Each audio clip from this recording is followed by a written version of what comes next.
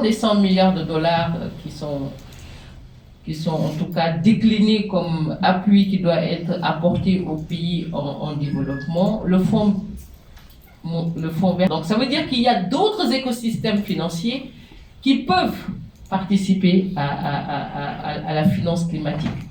Et effectivement, vous les avez listés, le multilatéral, le bilatéral, mais également, je pense que pour les territoires, il y a de plus en plus la finance décentralisée qui se met en place.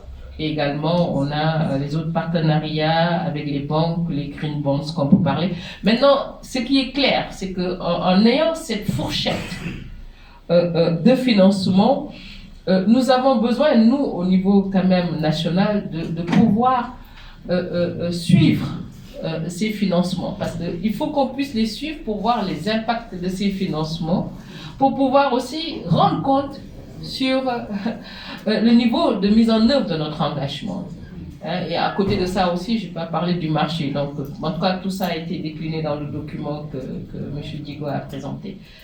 Et comme l'a dit l'honorable, chaque outil, quand même, a ses spécificités et a aussi ses conditions et également ses modalités. Et surtout pour les conditions aussi, il faut qu'on les regarde. Donc, et si je prends le marché, chaque fois que je vends une tonne de carbone ou chaque fois que le Sénégal cède une tonne de carbone à $10, c'est des choses qui sont rétrocédées du rapport d'engagement du Sénégal.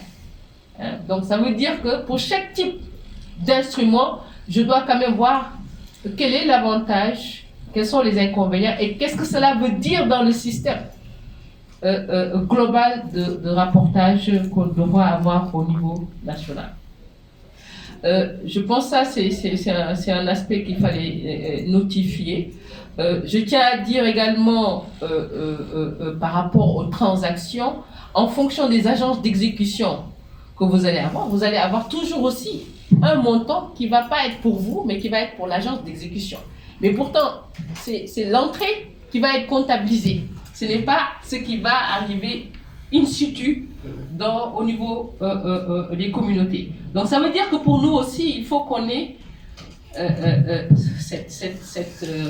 comment on appelle ça, cette traçabilité claire de chaque source de financement et de l'impact de ce financement. Et maintenant, on se rend compte qu'on a différents acteurs, comme vous l'avez dit, différents sectoriels qui sont concernés, chacun avec leur spécificité en données, en activités.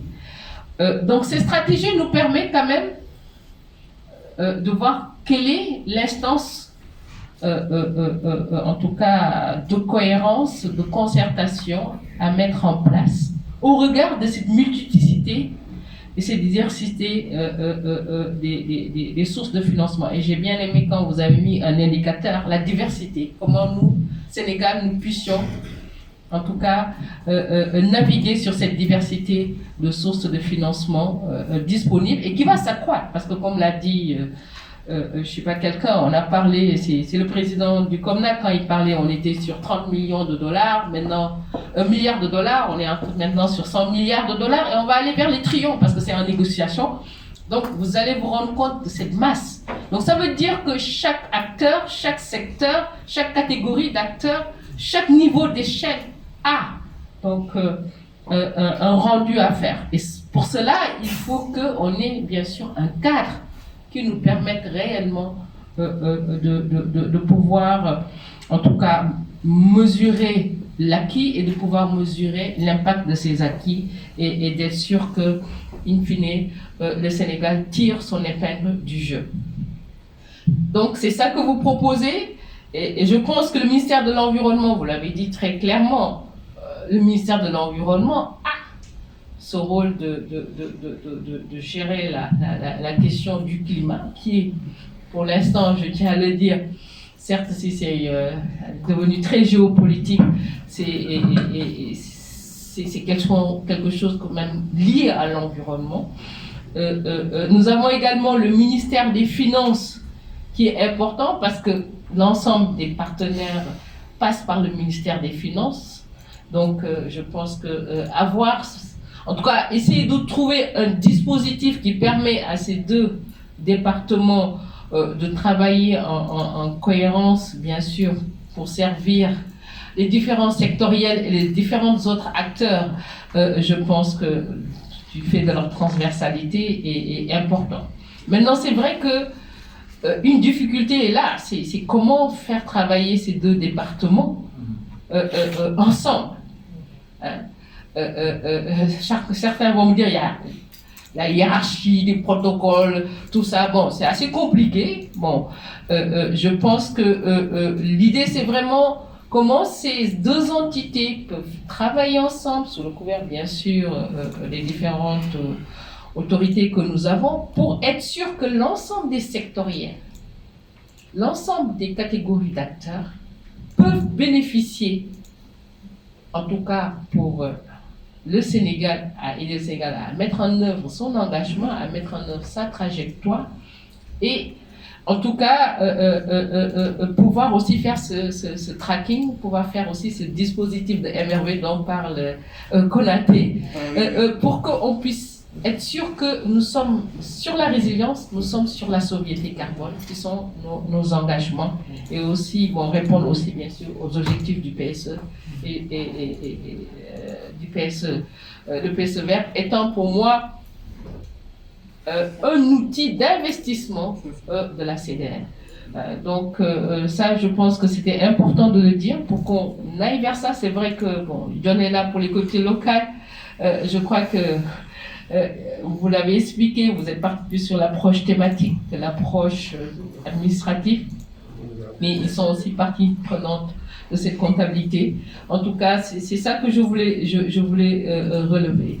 Je veux relever vraiment le fait que nous avons besoin de cette cohérence d'intervention.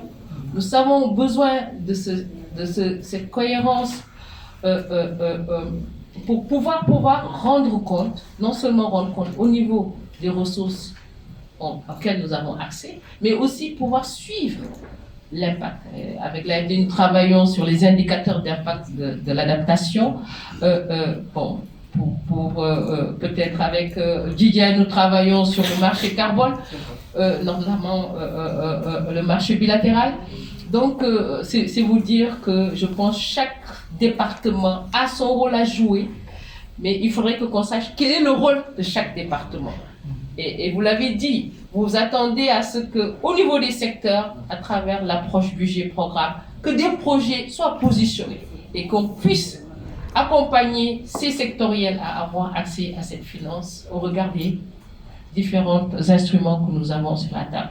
Et le rôle du ministère des Finances, en tout cas, et de l'environnement, c'est vraiment cette coordination et ce suivi pour répondre aux objectifs que nous souhaiterions mener. En tout cas, je voulais aussi rassurer l'AFD à travers Géraldine. La catégorisation du secteur privé. J'ai envie aussi de lui retourner la balle pour lui dire, vous me devez aussi des ressources. Donc, mais bon, on va continuer en bilatéral. Merci.